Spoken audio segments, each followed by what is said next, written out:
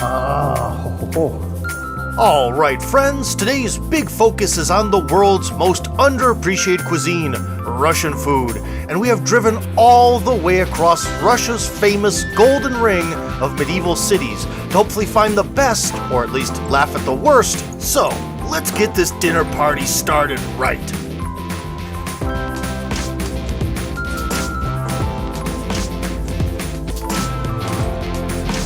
Our stop today is a restaurant in Rostov-Veliki called Sobranie, which means a gathering of friends in Russian, but it is also the name of a type of cigarette preferred by Russian women of loose morals. Anyways, I would say their specialty is seafood, but all the fish come from lakes and rivers, so let's call it lake food. Sure, yeah, let's just start eating already. Misha, how dare you take that away from me? So, we have a tall order here. First off, we have mead, which is always good. I'm a big mead fan. Mead works with everything. And we have various different Russian-style pies. And the most unique thing is red bread. This is something I've never seen before in Russia. Slightly kind of soupy flavor. I like this. It's very good. Oh, this is full of mushrooms. Look at that. The classic ground meat. Perfect, just what you'd expect. But anyways, I think it's time for the next course. Don't you agree, Misha? Yes, I think he does. All right, you show. Classic dish I've never shown you guys. This are the local mushrooms in some sour cream with a little onion. And of course there's dill. I know guys, chill out with dill. Dill's, you get used to it. Ah, it smells nice. Delicious. And the flavor of the mushroom is very unique. It has a little bit of like a vinegar. An important thing about Russian culture is that there's this idea that Russians drink alcohol like cowboys in the Wild West. Like you just grab a bottle and drink it. That is not the way it is. In reality, everyone in Russia wants to have little snacks, things to kind of take a bite of while they're drinking. And this little platter of all sorts of different pickled stuff is a real Russian classic. Pickled cabbage, a different type of pickled cabbage, carrots. I forgot what these things are called. These weird yellow things that also taste kind of weird. And my favorite, the best, the pickled tomato.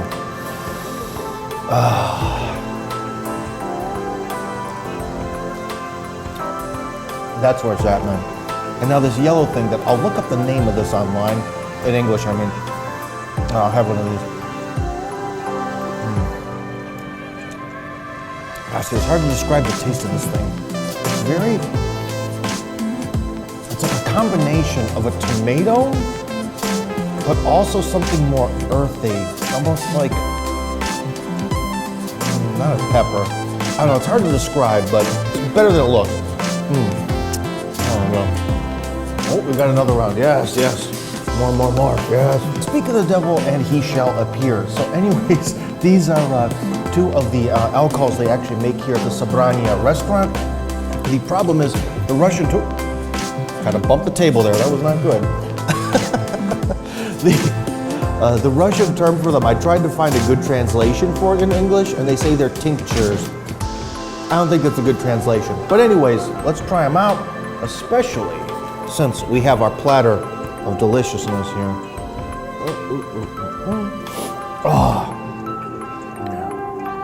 Now, in true Russian tradition, we always get our sort of chaser prepared as we have our first drink. So anyways, this one is with horseradish. Alcohol with horseradish is amazing, usually. Yeah, you can smell it. Really hits the nose. Anyways, here's to you, and here's to, I think we're at over 7,000, almost 8,000 subscribers. It's a good day. Makes me wonder, why do they never have stuff like this at the stores in Moscow? I don't know. Ushitsa, I've never heard that term before. I've always heard uha, but this must be elite uha from 3 different types of fish that were all caught from the lake. I'll put it this way. If any of you are at all a fan of something like chicken soup, that very bouillon heavy type of soup, this is right up your alley. And guess what? I am that kind of person. Life is good, my friends. That's perfect. If you are someone who likes soup, and you also like fish, this is like the best. while we're waiting for the last course, I mean, to be honest, I think it would be rude to not partake in the drinks. I mean, they did give them to us to try, right? The funny part is, stuff like this mushroom and sour cream that's slightly pickled with alcohol, like that's the kind of thing where 15 years ago when I came to Russia, I don't think I would have ever, like, my stomach, my taste buds were completely different. And I think back then, that would have been terrifying. And now, it's like a joyous occasion. Your taste can really change. I remember the first time I ate buckwheat, it was just sort of like eating like metal shavings, when you're like grinding metal and the shavings go all over the place. But now, I love it. Sometimes I even crave it. So the one thing is, guys, you gotta be open-minded because there's so much good food in Russia. Да, знакомый друг тут у нас, осетр. Wow. Now guys, this is the true piece de resistance. Look at that. Whoa. So осетр has sort of this like more intense fish taste. So if you really like your fish kind of fishy, this is for you. The thing about осетр that's cool is it's different. The taste of it is different. It's not like any fish you've ever had in America or Europe or in India. It has its own sort of flavor.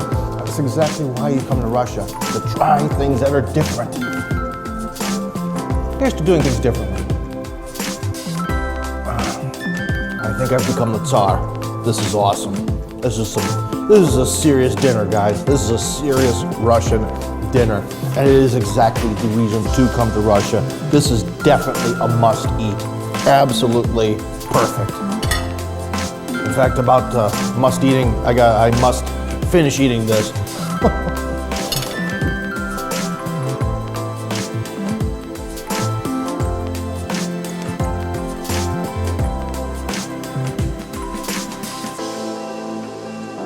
Gathering to another, the people at Sobranie were so happy to actually have a YouTuber come to film at their restaurant that they invited me to go and visit their location in Yaroslavl.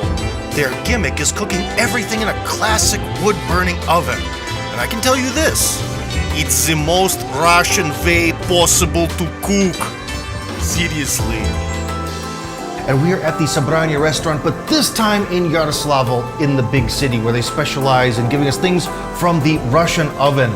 Now, what you're looking at here, a little bit's from the oven, but what it is just a lot of appetizers. Yeah, that's a lot of appetizers for one guy. Holy moly. So, let's build up our appetite and hopefully not get too full. Before I may mention, one of the best things to mix with alcohol in Russia are like pickled vegetables of various kinds. Now, one of the other things you can pickle, sort of cure or whatever it's called, is fish. And very good with alcohol. Oh, it's good. Way better than at the store. Холодец. Холодец is not my best friend, I'll put it that way. I've had it many times, not really my thing. So what I'm gonna do is I'm gonna save the situation. We're gonna have холодец, but this is a special vodka drink they made out of a berry called oblipicha. For any of you Americans out there, you ever remember Tang, that orange stuff that would come in like a can and you could mix it with water? Well, the oblipicha berry actually tastes like that, except natural. So this is kind of like my favorite berry in vodka versus my, let's just say, not favorite Russian food. Let's do it. I feel very American right now.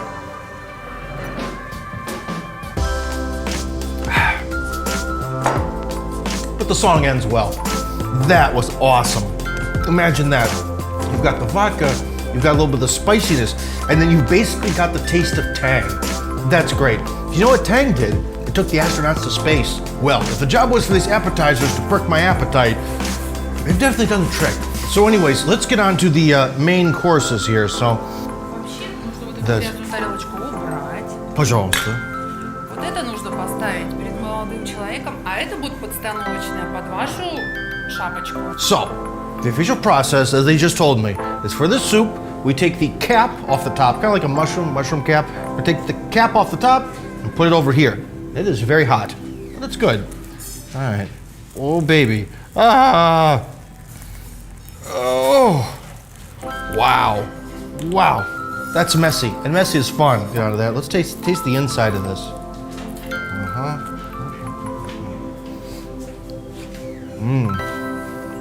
Oh, it has like the flavor of the soup in it. Oh, it's really good. All right, let's get into the actual soup here. We're seeing a mushroom. I think we're seeing a piece of pork in there. Maybe a piece of beef. The smell is so familiar. Barley, mushroom flavor, very meaty. I think there's a little tomato in there because there should be always tomato in soup. Doesn't matter what soup, there should be tomato in it. And it's the exact same smell in my grandmother's house when I was a kid. This I'm gonna finish, okay? No one's gonna touch this, but we need to be moving on with the program. Ooh, ooh, ooh, ooh, ooh, ooh. Things are going well. Well, except for Haljets. Haljets is never well. Our good old buddy, buckwheat here. So it looks like we have a beak. I have a beak the way I talk. We have a beef buckwheat combo here. Oh, interesting. That flavor of like when you make a steak with pepper on it. It's got that really sort of peppery steak kind of flavor, but it's buckwheat. Interesting. That's really different. That is different from what I'm used to. You know what? Buckwheat and beef baked in an oven is very different from what you're used to, I'm sure. If you're watching this from far away from Russia. The buckwheat and basically steak was very good, very different, and different in a good way. But the king is this soup. The soup that smells like my grandmother's kitchen when I was a kid and tastes like the food she made with the pastry on top, which I kind of ignored here. So you've got the soup and the pastry. You've got the soup and the pastry, and that's just something. What can I say? I would say this here right in front of you, this is a must eat. And this is from the kitchen of Tim's grandmother. A must eat from Grandma Claire. Or Claudia, whatever you want to call her.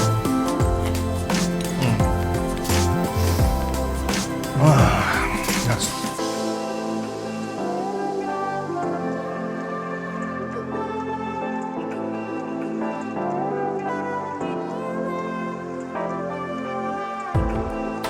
So far, so good. Now we're going to go from a place with a wood-burning stove to a city named after the word for bonfire. We're heading to Kostroma to eat big on their boat/restaurant that they call Stara Pristan, or in English, the Old Pier. Despite its nautical name, the place is famous for its moose meat. So look out, Bullwinkle, here I come. Well, friends, here we are in Kostroma at the Stari Pristan restaurant. Here we have something definitely not to the American palate, but something that's probably going to be very good. Ooh, look at that mushroom. You know, one thing with Americans is we're too mushroom conservative. Basically, every mushroom that you'll get on anything in America is always a sort of generic white mushroom that's called a champignon in Russian. Sounds pretty French, so it's probably French. But in Russia, there's all sorts of different ones. I don't know what this one is called. One of our viewers surely knows, but that is intensely pickled. Good, but very powerful. That is a high impact mushroom. Anyways, here's to you guys.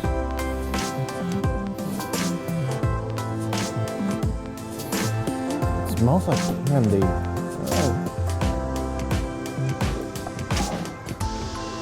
This particular one, you know, it tastes like licorice, like Jägermeister. Exactly like Jägermeister. Anyways, very good. This is definitely something you should try to expand your palate if you're from an English-speaking country, because in an English-speaking country, you won't get anything like that ever. So this is something new for you to try. This is interesting, because they told me they were going to give me this soup called chi, which is very focused on cabbage and liquidiness. But this is actually very thick. It's very thick, it's very soupy. Yeah, I know, soup being soupy shouldn't be surprising. Very interesting. Oh, it's very different. It's very different. Different in a good way. Oh, how can I describe it? This may sound strange to say that a soup that is tart. I would say it's actually very tart, and yet it's a soup. Interesting. I like it. Very dark mushroom. Maybe that's where because that mushroom also had that nice kind of tarty, sour sting to it. Maybe that's where the flavor comes from. Interesting. Very different. All right, so I'm looking at a big plate full of moose meat. This is different. This is like a Canadian steak here. All right, let's do this. Oh, the meat actually even smells from here different. It has sort of a unique, meaty, but different smell. Not beef, not pork. Kind of hard to even describe. Kind of hard to describe a smell you've never smelled before. So, very soft. Familiar. It's meat, but it's very different to taste. And not in an extreme way, like it's not like a strong flavor, it's not like a really different flavor. Like in the past I've had some exotic meats and they really like stood out. This is very mild. It's completely different. Loud stuff. Let me put it this way. This is good. It tastes very different. It has a very unique smell. And it's a reason to come to Gastro. You know, sometimes you can, with food, we can very much sort of kind of find ourselves getting used to eating certain things or used to certain smells. And this is good because it took me out of my comfort zone. It has a completely different kind of flavor and smell that I'm used to, but it was still really good. Definitely gonna say moose meat is the winner.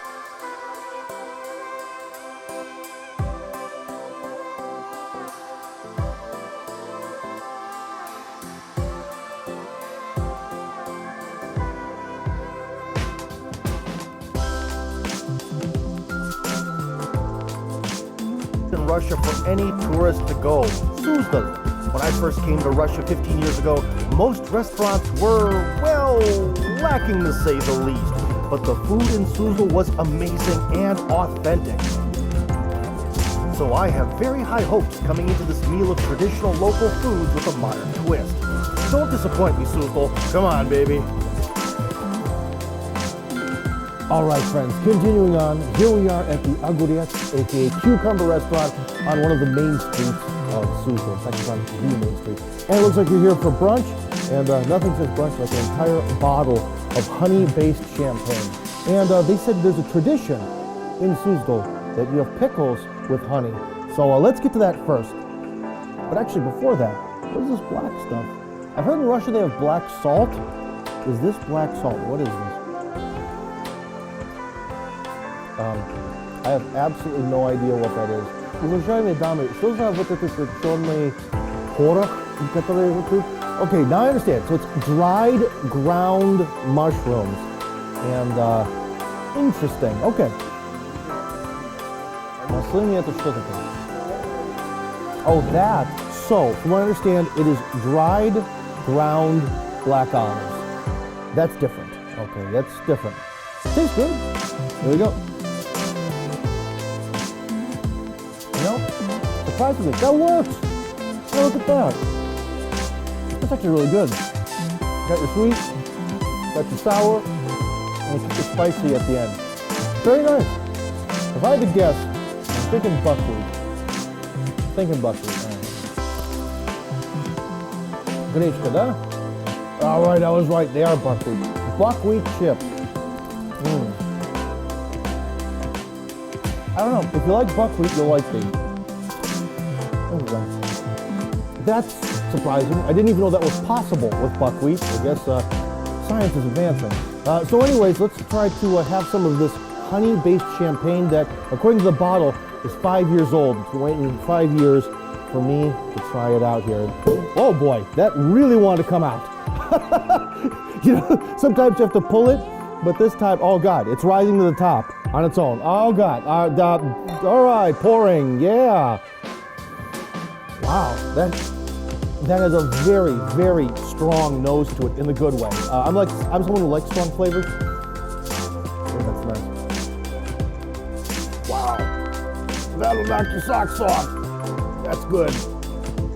Ooh, good morning. All right, that's good. That has a very strong, I would say, the honey flavor is there. It has the honey flavor, but it has more of those like Russian spices, the sweet spices that you'd get in those pryanik cookies and all that kind of stuff from Russia. So it has very much that flavor.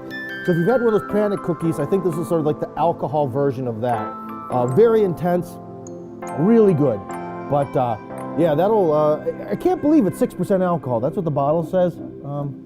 I think you guys might be lying there because it's good. Woo!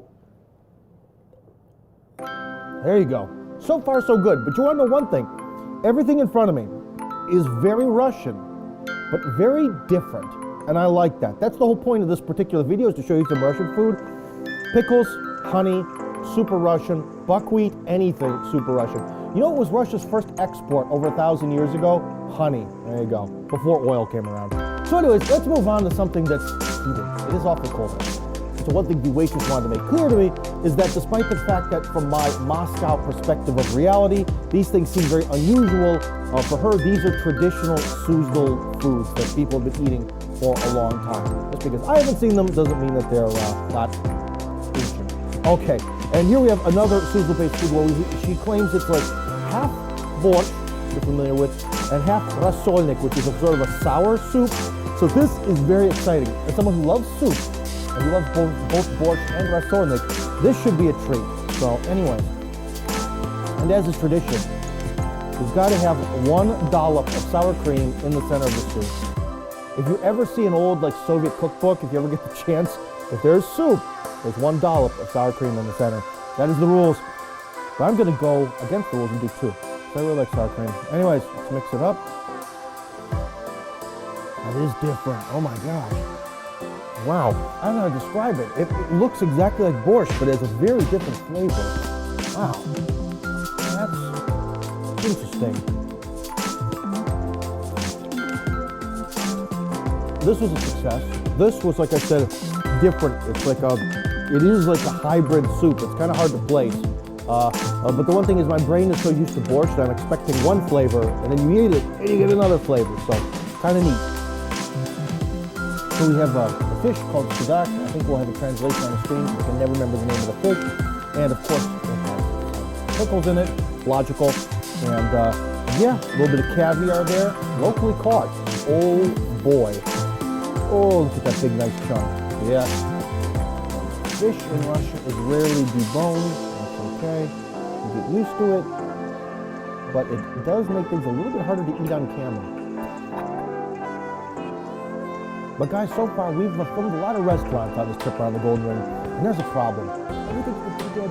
Even the things that weren't so good, it was more my personal tastes. Like, you know, no matter who puts Halagets in front of me, it's going to be a bad result. But a lot of winners here. Oh boy, look at that. Wow. Okay, friends, maybe it was a little bit of a mistake to eat that entire big piece of fish, because you have more food coming, but I'm definitely satisfied. So what are the reasons to come to Russia? Good river fish, big rivers, big fish in those rivers. Let's move on to the jam as our sort of closing moment for this lovely brunch here in Suzdal. Okay, so we have, I was wondering, what is this jam? It's good, but it's made of pickle. It's pickle jam. That's awesome. That's unique, and it tastes good. I know you're not going to believe it, but it tastes really good. How could pickled jam taste good? Well, apparently it can. So that's great. All right. So, anyways, guys, let's break this down. What do we get? Here is my big problem. Because when you go to a restaurant, you know, there's a chef. The chef wants to take pride in their food. The problem is, I think my favorite thing is right here. This sort of mead, honey, champagne. This is the stuff right here. Unbelievably good. So anyways, friends, let's finish this episode, our final restaurant of this tour around the Golden Ring, with a toast. And this toast is to you and to the future of this program, Must Eat, because there's a lot of regions left in Russia, and I must eat. Anyway, talk to you soon. Ooh.